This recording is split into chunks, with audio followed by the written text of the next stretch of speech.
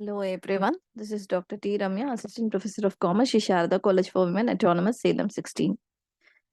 The concept that is to be discussed today is the basis of charge or determination of residential status under the course income tax.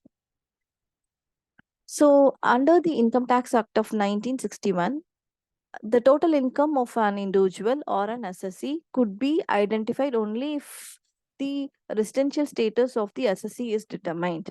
So there is a relationship between the total income and the residential status that is computed for a assessment year for any kind of assessee. So the case of individual, the residential status is identified with the physical stay in a particular place and not with regard to the nationality of the individual. For example, an Indian holding an Indian citizenship may be a non-resident in any of the particular assessment year. Similarly, an American holding the citizenship of America can also be a resident in any of the assessment year with regard to the stay in the previous year. So it could be finalized like the assessment year's residential status is with regard to the total number of days of stay in the previous year. A person who is a resident in 1 year may be non-resident in the subsequent or the next years. And it is the duty of the assessee to prove the residential status. It is the onus of proving the residential status is vested with the assessee. A person may hold dual residential status in the same assessment year. He could be a resident of India and also be a resident in Singapore in the same assessment year if he is able to satisfy the provisions of both the nations. And in case of individuals, there will be several heads of income like capital gain, salary, income from other sources, house property income, and so on. And the residential status identified for one category will be applicable for all the categories. That is, residential status will not change for an assessee in any particular year for all the heads of income or sources of income. And the essential status is identified for all persons like individuals, HUF, firm, company, AOP, others as association of persons, body of individuals, local authority, and all other artificial persons. For an individual, the residential status is identified with regard to the stay of the person in any particular previous year, and that is the total number of stay will be counted. That particular person's stay, if it has been satisfied with regard to the basic conditions, he'll be considered as an individual. With regard to Hindu undivided family, the control and management of the affairs of the HUF will be taken into consideration for the purpose of ascertaining the uh, residential status of HUF. Similarly, for extending the residential status, the stay of Karta for the particular company HUF can also be taken into consideration.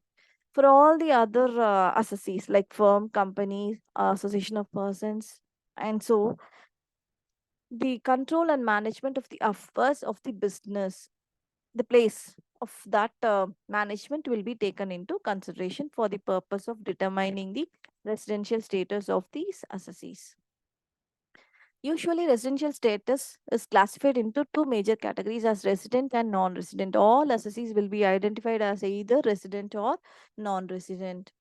But there is an exception to this case, like in case of individuals and Hindu undivided family alone, there is a further classification of residential status if he is identified as a resident, as ordinary resident or not ordinary resident. So further residents will be identified as ordinary resident or not ordinary resident if they are satisfying the conditions stated. So with regard to the residential status of an individual, the basic conditions stated are, that is, two conditions are given and it is mandatory, like if the person should satisfy only one condition. If he is able to satisfy any one of the condition, the residential status could be identified as resident of an individual. So the first condition is in any of the preceding year,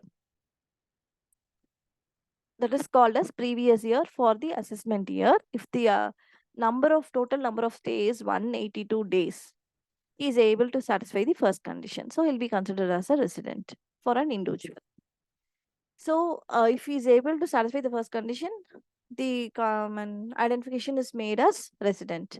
If he's not able to satisfy the first condition, the second condition is applied, where the total number of days of stay is more than 365 in any of the 4 preceding years preceding the previous year, and the total number of days of stay in the previous year will be 60 days. So he has to satisfy both the conditions. That is, in 4 years preceding the previous year, the total number of stay should be 365 or more, and in the previous year, the total number of days of stay will be 60 days. So his conditions are satisfied, they will be considered as a resident. So out of the basic conditions, if the person is able to satisfy any one of the condition, he will be considered as a resident. However, there is an exception to this basic conditions. That is, only first condition will be applicable for the special category of people, because for all ordinary individuals, satisfying any one of the basic condition is enough. But in case of these exceptions, the first basic condition is only applicable. The first condition is 182 days of stay. So this is applicable for a person who is of Indian or a citizen who is holding Indian citizenship. If he is leaving India for the purpose of work or as the crew of the ship in any of the previous year. So in that case, his stay for the previous year should be more than 182. The second condition is not applicable for this case. Similarly, a person who is of Indian origin and who visits India to meet the parents and has a total income from Indian source, that is not from foreign source, and that income should be up to 15 lakhs. That is, he is of Indian origin, has visited India in the previous year, and this total income is up to 15 lakhs, and that income is only from Indian source. In that case also, that particular person will be considered as a resident only if he is satisfying the first condition. However, if a person, the same person who is of Indian origin visiting India and the source of income is from Indian, business, and he's exceeding his business, that is total income of that particular person is exceeding 15 lakhs. In that case, the second condition could be applicable, provided the total number of days of stay in the previous year alone, it should be 120 days, not 60 days, along with the 365 days condition of the 4 years of stay. That particular year, he'll be considered as a he'll be taken into consideration as a resident if he's not satisfying the first condition, but he's able to satisfy the second condition with 365 days of stay in 4 years preceding, and also 120 days of stay in the previous year.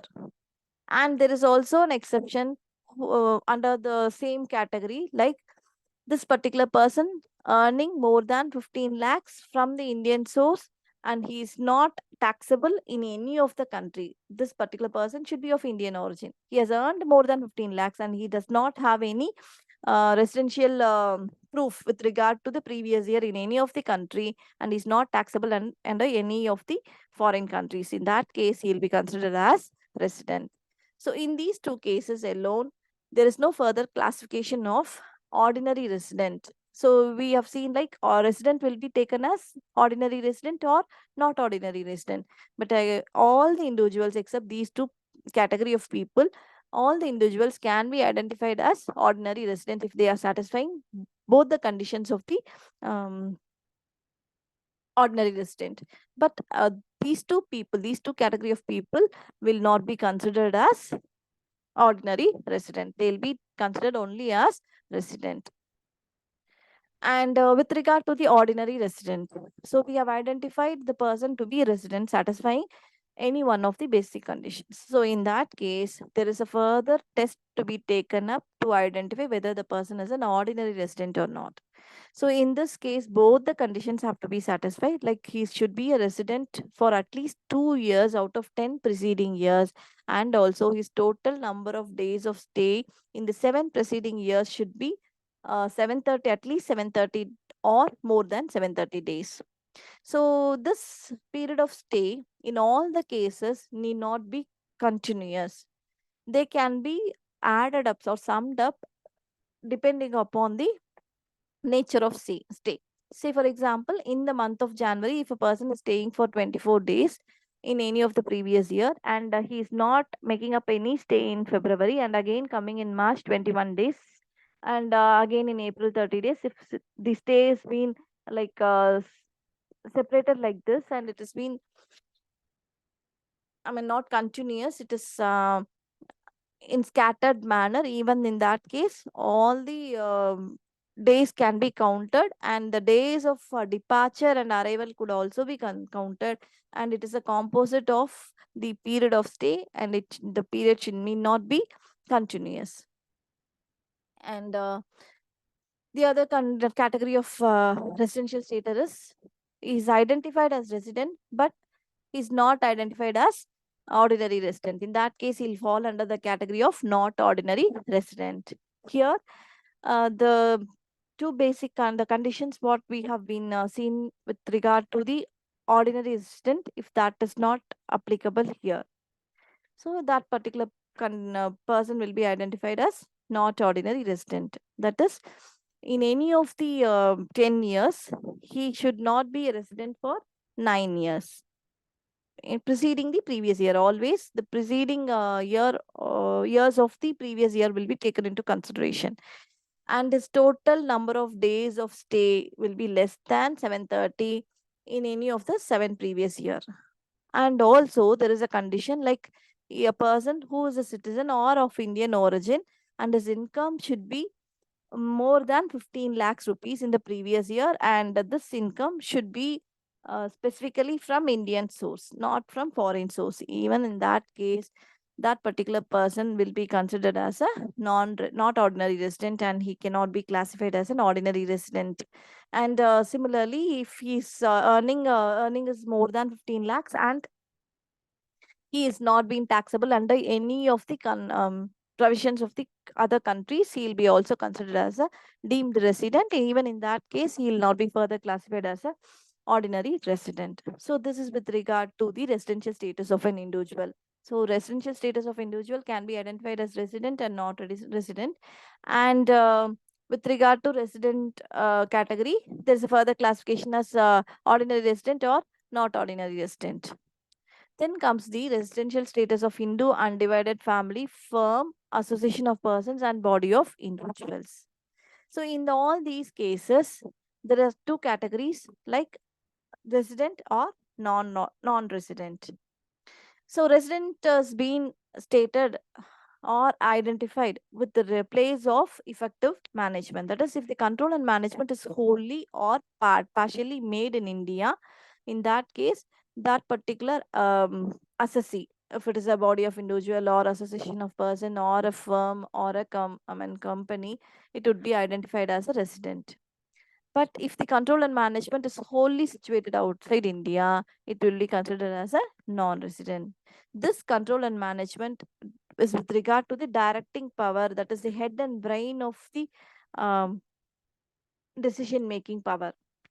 So this decision making power is to be made in case of vital affairs, and the power means de facto power, not and just a mere namesake control or management.